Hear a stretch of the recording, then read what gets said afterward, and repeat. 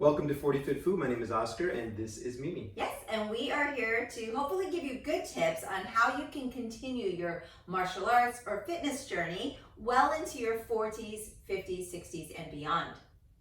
Correct. And it has been a while. So Been a what are we minute. going to talk about today? Today, we thought we would reboot the 40 Fit Food because we've had some questions from some students, and also we have a lot of online love sometimes. And a big question we get is on the riding horse stance, which is an essential movement in traditional Kung Fu, as you know.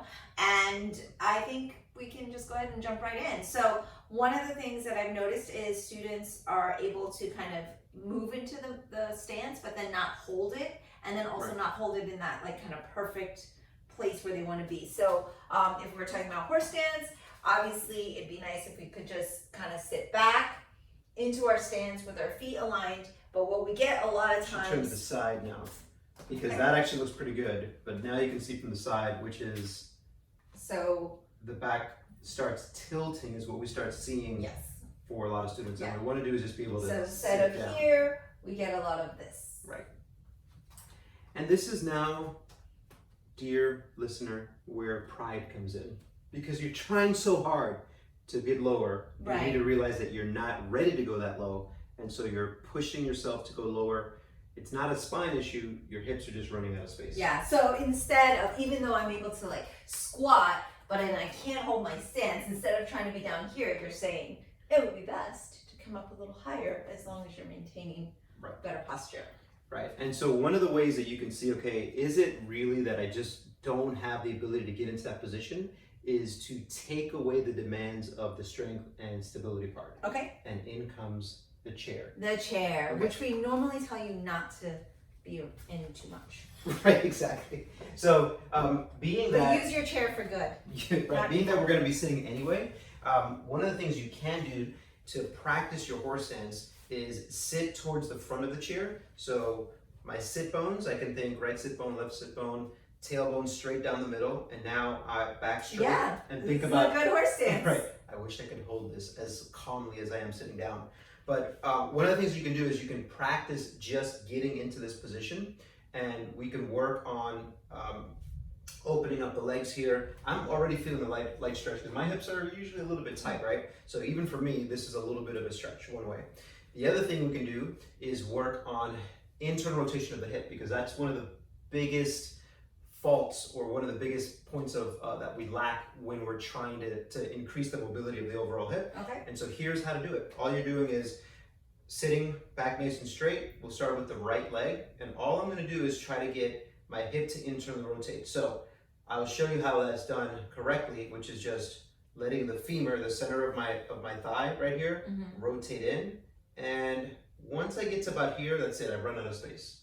I can fake it, but now I've included part of my knee, my ankle, a little bit of my spine. That's not true internal rotation. Okay. So what do we want to be feeling during this? So what's happening as I internally rotate the hip, this side of the hip is opening up. So kind of this lateral part of the hip, this line here, should feel a little bit of a stretch. Okay. So I'll redo it again. If I'm here starting off nice and straight, I'm looking right at the thigh like if there was an X here, and that's what's turning in. I'm trying not to roll my knee or my ankle, so the foot kind of turns here. And now I'm feeling the stretch here. Okay. And now if I want to increase the stretch, this is my right thigh. I'm going to take my left hand and just give it a little bit of assistance. Okay. And so that's internal rotation of the hip. The one thing I would caution is if you have a history of knee problems, is you might have to play around with the foot position. Okay. So if you're doing this and you're like, oh, I feel it in my knee, honestly, just a little bit of playing around with the foot position can change it. So that's like, I think, where we want to start is internal rotation of the hip. If you have a position at work or throughout your life where you're sitting a lot, there are plenty of opportunities where you can just scoot a little bit forward, get yourself in a horse stance, and then play around with internal rotation of the hip and try to find, as this comes in, as your hip internally rotates, a stretch on this kind of outside line. Okay. If you're feeling a pinch here, that's not good. You're probably too low. And so the next thing you can do is just go up higher. So if you have like a bar stool, which we don't have here, but this is just a yoga block. So now even easier for me to hold. In the same way, like when you're doing a horse stance without assistance, the higher you go, the easier it is to hold. Now I've taken away the demand from the hip. I can explore internal rotation. I can actually feel the stretch better here for myself. Does that make sense? Yeah. So, but essentially what we're doing here is we're trying to open this up and also build strength, because sometimes you can get into a position but you just can't hold it. Yeah, so I think one of the ways we can is when we're trying to open up that hip and get it moving. The way you're going to build strength then is when you go into your class or your practice is you hold it for a little bit of time. Okay.